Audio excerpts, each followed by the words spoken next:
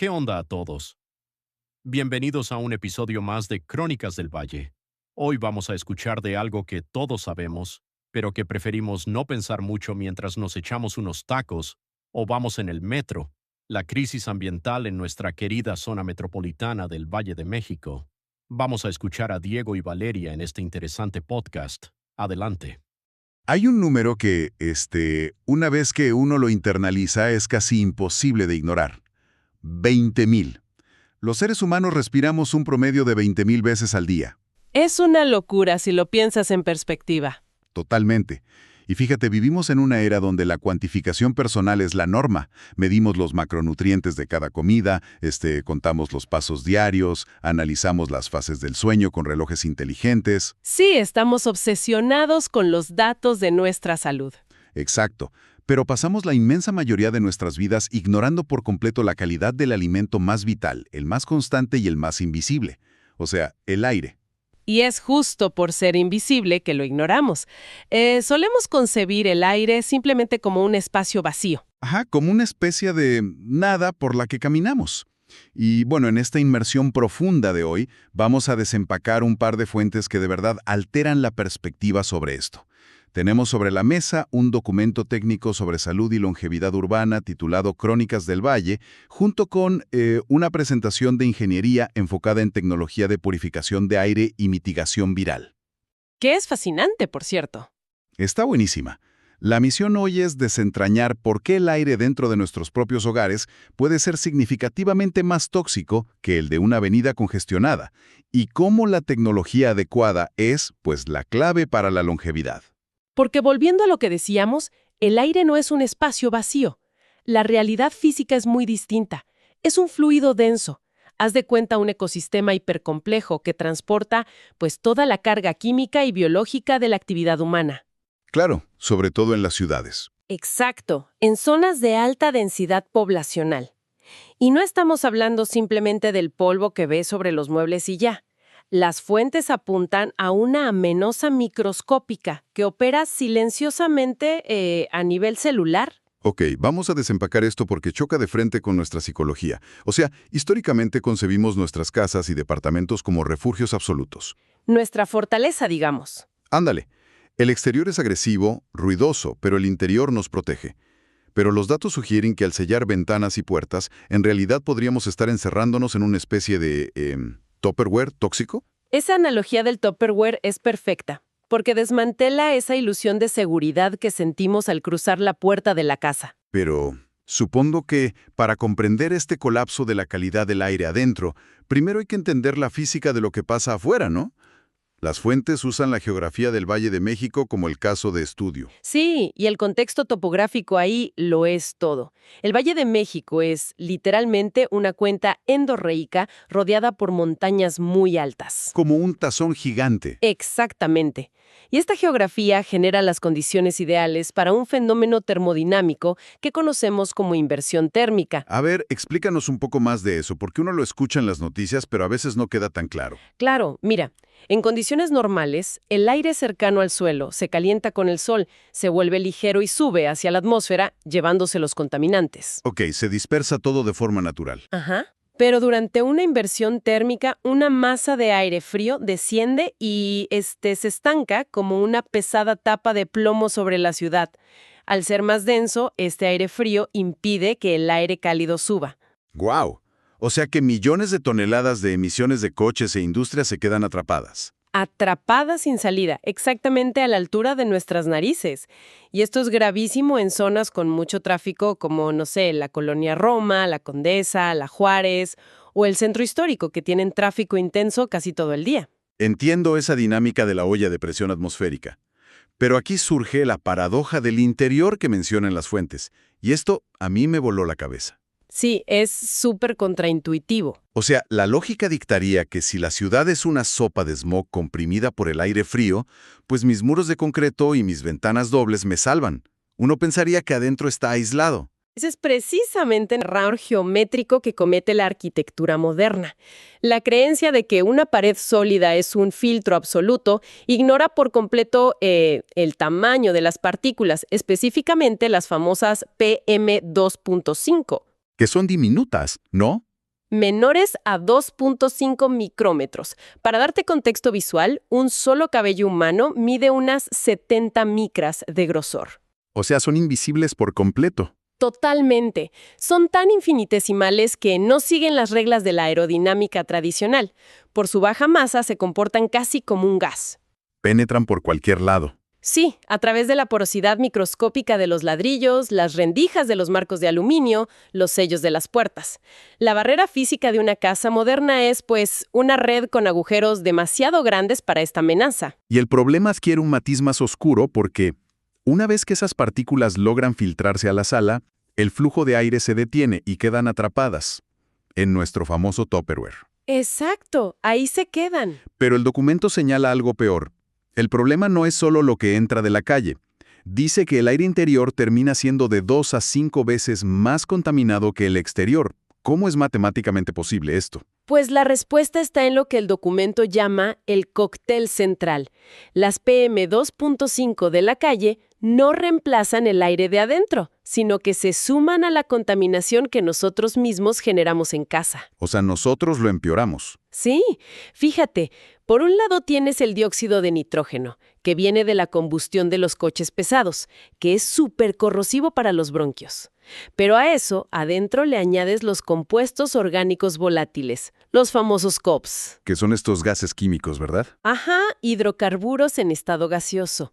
Emanan lenta pero constantemente de las pinturas de las paredes, del pegamento de los muebles de aglomerado y, paradójicamente, de los mismos productos de limpieza que usamos para desinfectar. Es una ironía brutal. Básicamente la sala de estar es una mezcla entre el tubo de escape de un camión y el pasillo de limpiadores del supermercado. Una descripción muy acertada, la verdad. Y el catalizador final es el ozono. El ozono de afuera entra y reacciona. Sí, entra, reacciona químicamente con estos compuestos orgánicos volátiles y con la luz solar de la ventana, creando subproductos que generan una inflamación celular muy agresiva. A todo este gas se le suma, claro, el hollín y metales pesados de las llantas y los frenos. Imagínate respirar esa sopa invisible 20,000 veces al día. Habiendo establecido este cóctel central, me surge la duda sobre el pH biológico, porque solemos reducir esto a tener alergia o la garganta reseca, pero las fuentes apuntan a un deterioro celular cañón. Sí, reducirlo a una alergia es ignorar el costo energético brutal para el sistema inmunológico. Cuando las PM2.5 entran a los pulmones, son tan pequeñas que cruzan la barrera capilar directo a la sangre. Directo al torrente sanguíneo. Así es, y el cuerpo las detecta como invasores, así que manda células de defensa, los macrófagos, para destruirlas.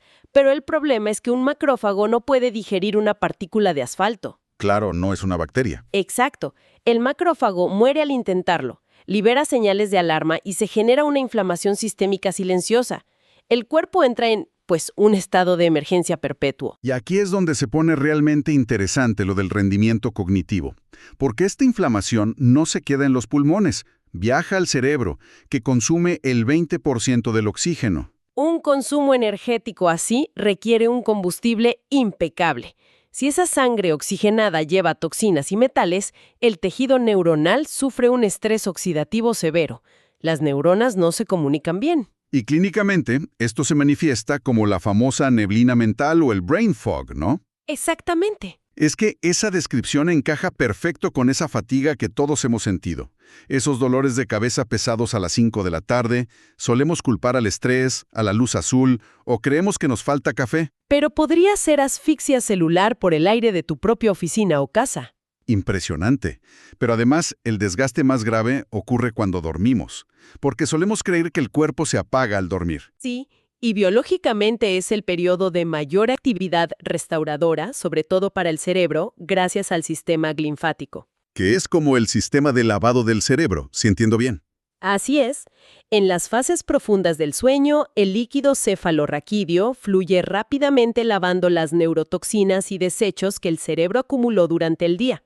¿Y qué pasa con este proceso si estamos inhalando el cóctel central toda la noche? Pues que el sistema de lavado fracasa. Si hay material particulado, el sistema nervioso se mantiene en alerta.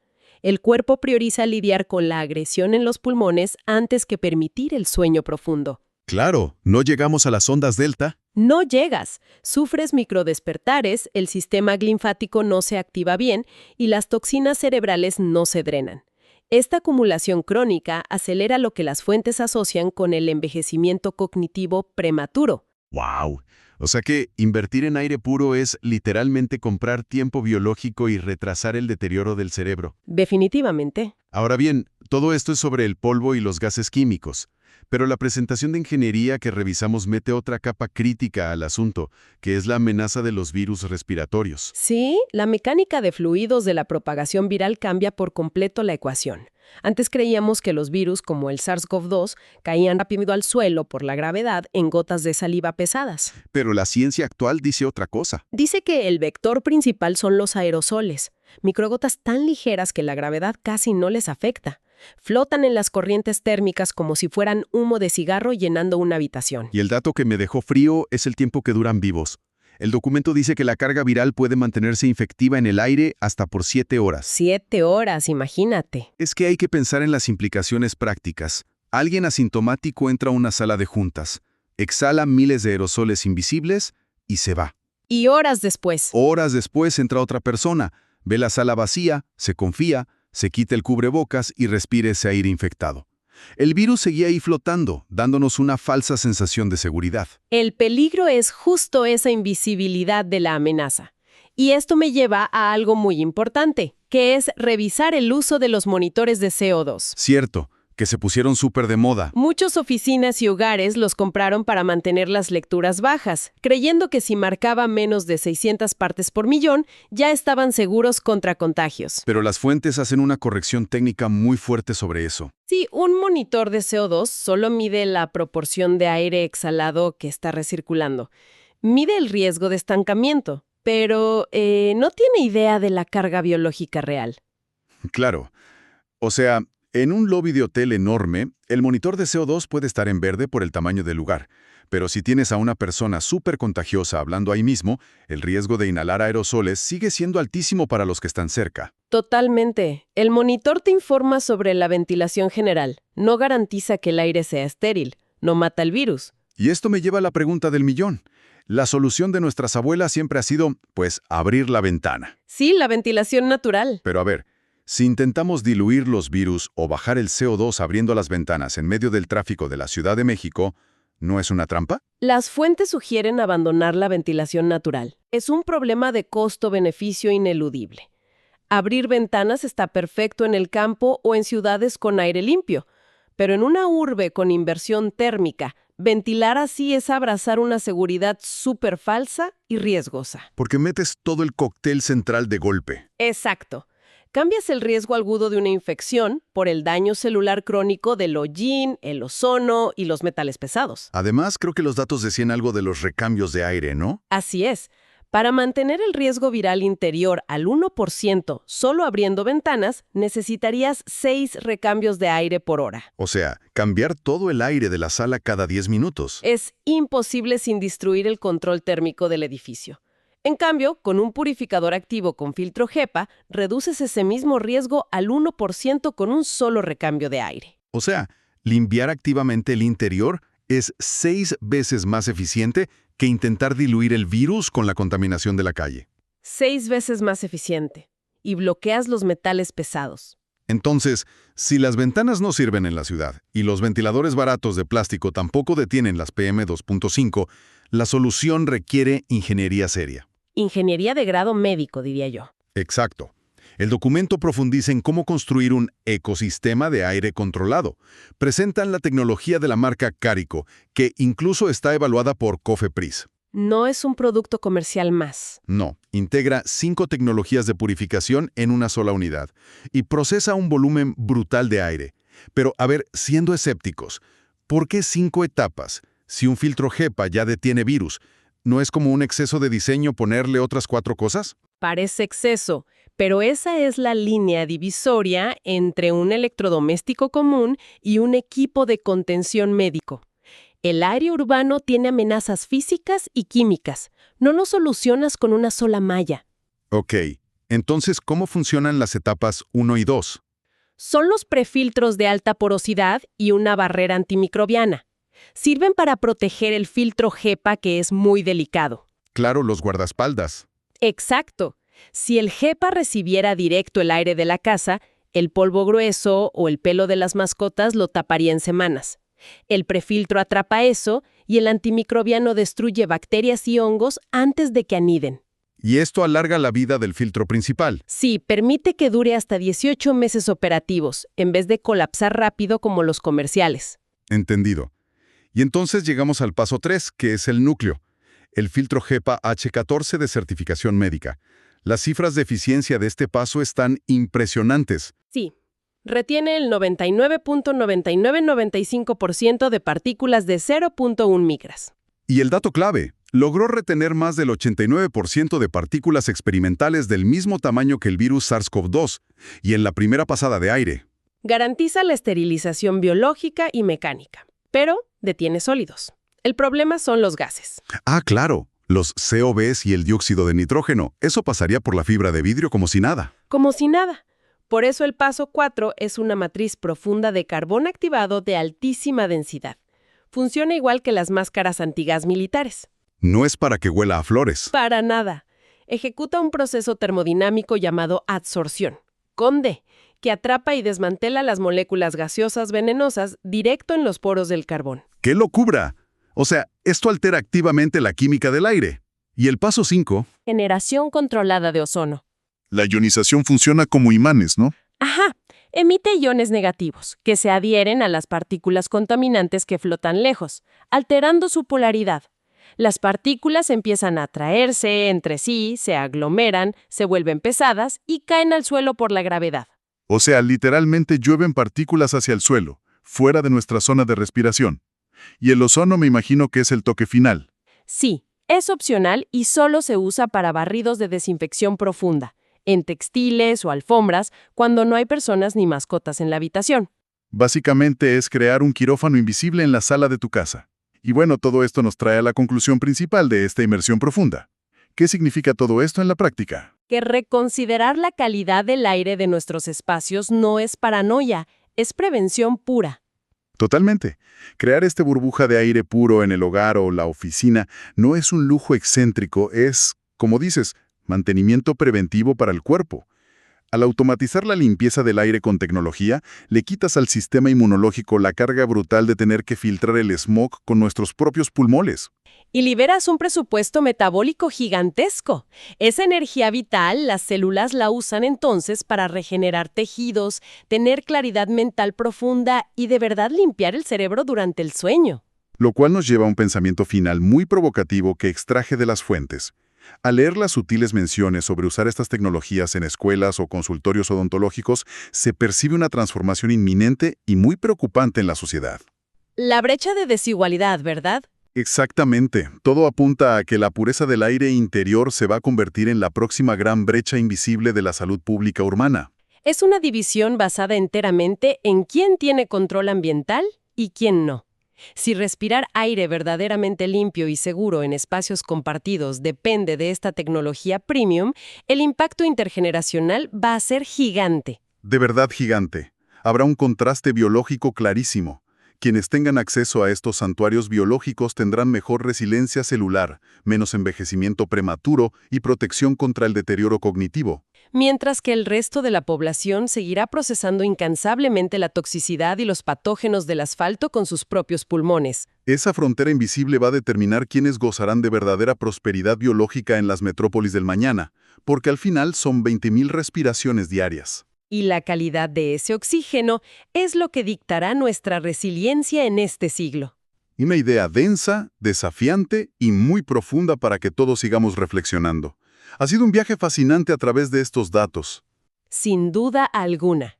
Hasta nuestra próxima inmersión profunda en la ciencia y en la información que verdaderamente importa. Hemos terminado por hoy y gracias por escuchar. Recuerden que martes y jueves a las 8 de la noche tendrán otro episodio donde Diego y Valeria nos cuentan de cosas que sabemos pero preferimos no pensar mucho, mientras Gotita, la mascota de Hogar Sano, se despide.